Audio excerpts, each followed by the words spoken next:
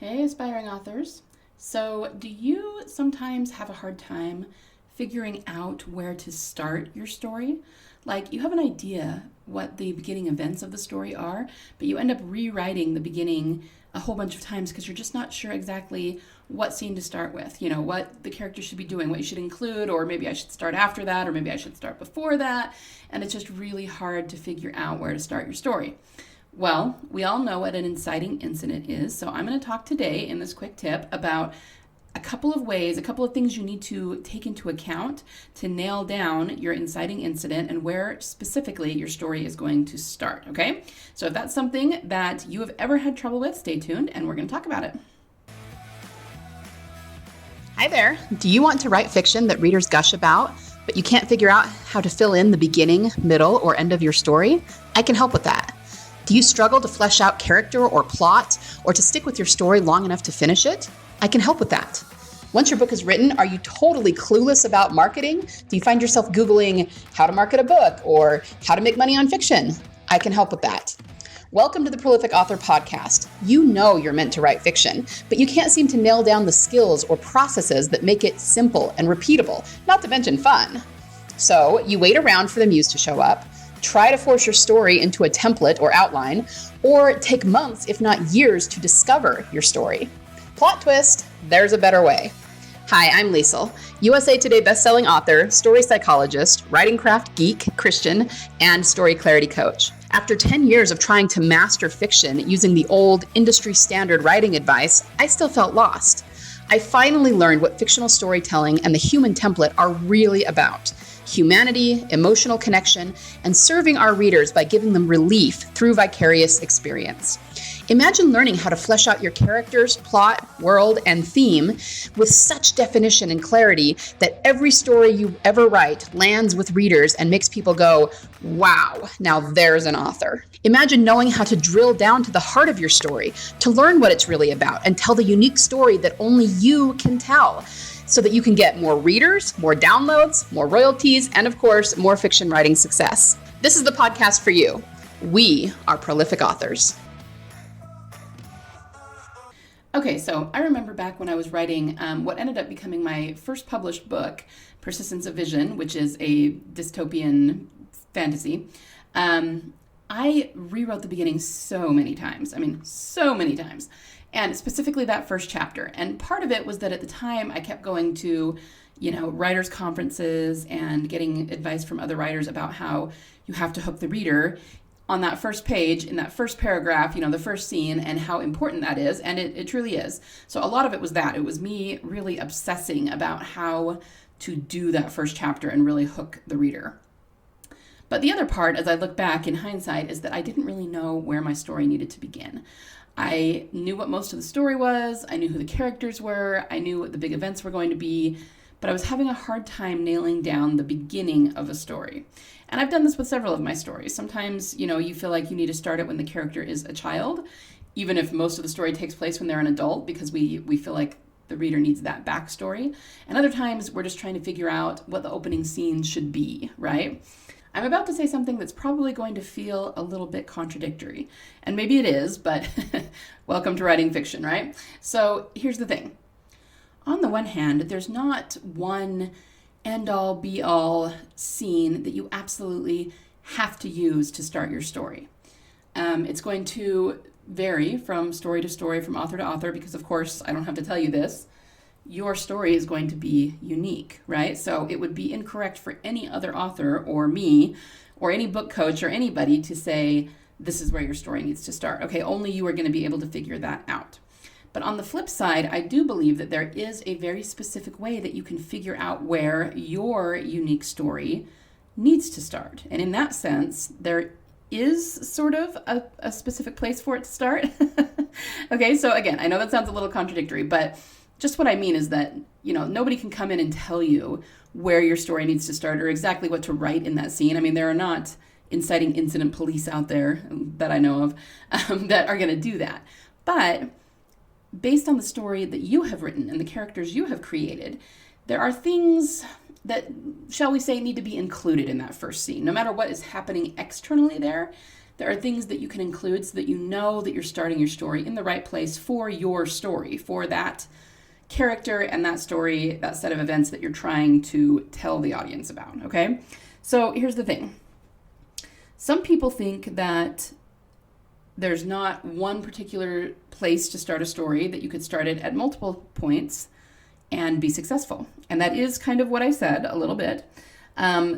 But I think when people say that, they're actually kind of going about it the wrong way. They're saying, start your story wherever you want and it doesn't matter. And I don't believe that that is true. You do need to be mindful of what you're putting into your inciting incident and what is going on at the start of your story, which I will get to in a minute. And then on the flip side, some people think you can start anywhere and it doesn't matter, right? So some people think there are multiple starting points. Other people think there is exactly one and you have to get it right. And really, all of these things are a little bit incorrect, okay? You do need to, like I said, be aware of what's going on at the beginning of your story so that you're starting it correctly, but I don't think that that is always going to boil down to one exact moment in time either. It's really just about the way that you craft it and making sure that you're putting the right elements into the beginning of the story, okay? So let's get into the things you need to consider in order to craft your inciting incident and the beginning of your story. Really, there's two things that I would look at. There is the internal and the external. I'm sure you're shocked since those are the two things I talk about the most, but don't worry, I'll get into more detail. So internally, I'm always talking about the character transformation, right? How does the character change? So this is why I would always recommend that you kind of plan the end of your story before you go back and plan the beginning, because at least to a certain extent, you're not going to know where to start your story if you don't know where it's going to end up.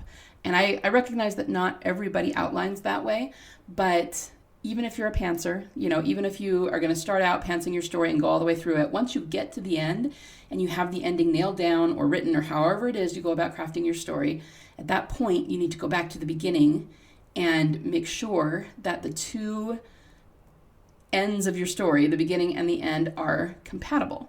And what I mean by that is, to a certain extent, they need to mirror one another, but we also need to see a 180-degree difference in the character, right? So if we use an example for this, I tried to come up with different examples since I use the same 5 or 6 all the time. I thought about Titanic, the movie, the James Cameron movie, right? Got Kate Winslet as Rose. Now, internally, the transformation she goes through is to become independent, to break free from what society and her family wants her to be, right? Now, you wouldn't say that this problem that she's having, this misguided belief that she needs to be someone she's not, started at the beginning of the show, right? It didn't start when she boarded the Titanic. It started when she was a little girl. This is something she's been going through her entire life. So it's not a matter of when the misguided belief started for the character.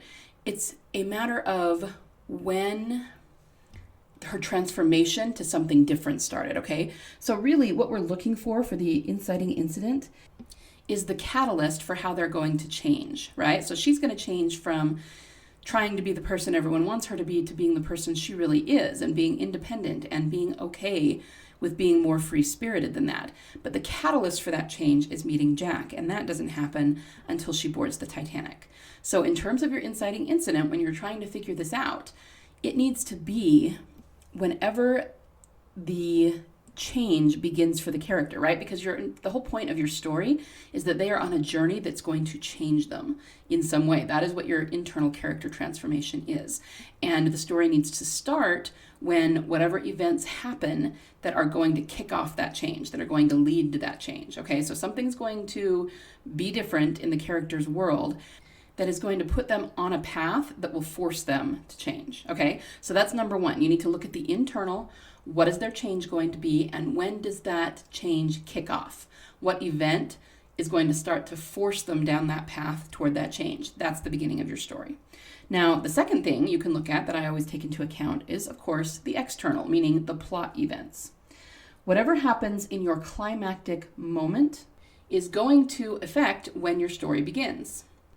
Now, much like I said with the internal, that doesn't mean that the villain and whatever evil forces they're up against, or whatever kind of story you're telling, that doesn't mean that it has to have first started at the beginning of your story, chances are it's been in motion for a long time. But what you're really looking for is when something that is already in motion crosses paths with your protagonist. So, okay, I'm going to use I'll do a couple of examples here, but I'm going to use an old one. If we look at Lord of the Rings, clearly Sauron was not born right when Frodo's story started, okay? Neither was Smeagol/Gollum. Okay, these plans, these characters had been in play for a long time, for decades, if not millennia, right? But Frodo's story kicks off when the ring crosses paths with him, when he is thrown into the pathway of something that is already in motion and his journey begins, okay? So another example I thought of here was Rocky 3. You know, I love the Rocky movies. And kind of the same thing. Rocky 3 is in my opinion, is the best installment of the Rocky series. And there's a lot of reasons for that we could go into. I use it as an example a lot because it's such a well-told story. Okay, it's just crafted perfectly, beautifully, and that's what makes it so good. But in that case, Rocky was already the heavyweight champion of the world, okay? He starts out at a place of strength because he has already won that title. We also see that there's his opponent. In this case, he's not evil. This is a boxing match, so it's just his opponent who's trying to take the title from him, Clubber Lang. He has been training and watching Rocky and trying to get a fight with him so that he can try to take that title from him for a long time. So it's not something that just starts all of a sudden here. It's been something that's been going on for a while. But the movie starts when Rocky and Clubber Lang actually cross paths and Rocky becomes aware of this guy and that he's trying to challenge him. Before that, you know, all of Rocky's people had been keeping this guy away from him, so he didn't even know who he was, right? So that's when the story starts, okay? So you got to look at what's going to happen in the climactic moment. In the case of Rocky, he's going to fight Clubber Lang. He is going to win. Sorry, spoilers. That movie's been out for 35 years, so it's your own fault if you haven't watched it. But we have to move backward from there and say, okay, whatever was happening is going to happen in the climactic moment. And I'm talking about plot events here. We already talked about the internal transformation, but plot-wise, whatever is going to happen in that climactic moment, we can figure out the beginning because it's when your protagonist first crosses paths with whatever antagonistic force they're going to be up against in the climactic moment, okay? So it's going to be Rocky versus Clubber Lang in that climactic moment of Rocky 3. So the story's going to begin when they first cross paths. You know, of course, it's going to be Frodo versus Sauron in Lord of the Rings. So the story starts when he first crosses paths. Of course, it's not physically with Sauron, but with the ring, which is the symbol of Sauron, okay, when it first comes into his life. Now, it's actually much simpler if we're talking about something like a romance novel. Obviously, the climactic moment is going to be the two lovers coming together and getting their happily ever after. So the story is going to start when they first cross paths, when they first see each other, know one another, know of one another, okay? So I'm probably making it sound more complicated than it needs to be, and it's really going to depend on your genre and what type of story you're telling. But this is how you figure out where your story starts. It needs to be based on the internal, the point at which the catalyst happens that's going to force your character to change, and on the external, the time in which whoever your character is facing off with in the climax, when they first cross paths with them or become aware of them. And that is what pushes them into this new adventure, this new journey they're on that's going to change them, okay? So here is what you can do for your current work in progress if you're having a hard time figuring out where the beginning is, or even if you're not. Maybe it's something you should look at and just make sure that you've crossed all your T's and dotted all your I's, right? Figure out what the character transformation is going to be in or around the climactic moment, and then just kind of reverse engineer from there and figure out what is going to be the catalyst that sets the character on the path toward that change. That is where your story needs to begin, okay? And the second thing you can check, of course, is the events of the climactic moment, okay? Who or whatever your character is facing off against, whatever the antagonist is, that they are going to be facing down in that moment, the story needs to start when they first cross paths with this villain or antagonistic force of some kind, okay? So it doesn't even need to be that they're going to be face-to-face at the beginning, but they come to a knowledge of this, this person or this force, or it starts to affect them in some way in their world. That is going to be where your story starts. So in that sense, the beginning of your story and the end of your story, the climactic moment, they really do need to be kind of simpatico in this way. They do need to mirror one another to a certain extent, but they need to complement each other in that it's the very obvious beginning and ending of that journey for the character, okay? Okay, so that is your quick tip for today, and I hope that it was helpful to you. Before you go, if you want my help with this, if you want my help on more than this, if you want my eyeballs on your story to help you figure out the elements of your unique story, remember that I do offer Master Storyteller coaching. Okay, it's a way to leave writer's block behind forever, to start, write, and finish your story with clarity and confidence.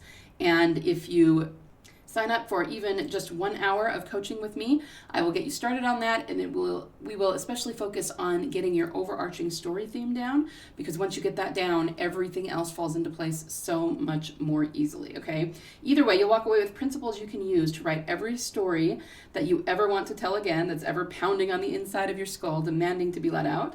And I can promise you that you'll never get blocked again, because it's not that you won't have a time when you're tripping over what's going to happen in your story next, but I just give you the tools to work through that so that it never stops you from moving forward ever again, okay? So if you're ready to get serious about writing your fiction and finishing story after story like a pro, then head to bit.ly/story theme, which I will also link in the show notes, and you can book an hour of coaching with me so that I can help you figure these things out, okay?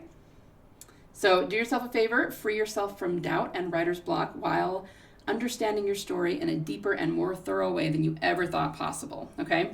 I have limited spots this month, but there are still a few open if you want to head over and check it out.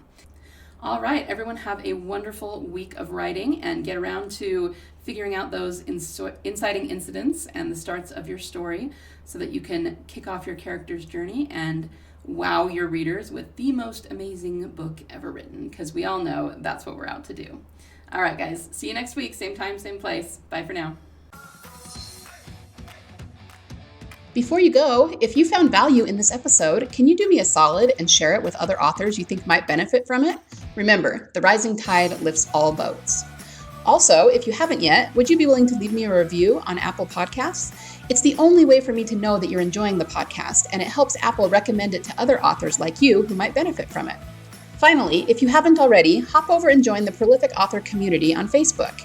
Inside, authors network, ask questions, and I often do teaching via Facebook Lives. Thank you so much for listening today. Happy story crafting this week, and remember, there is always a market for awesome.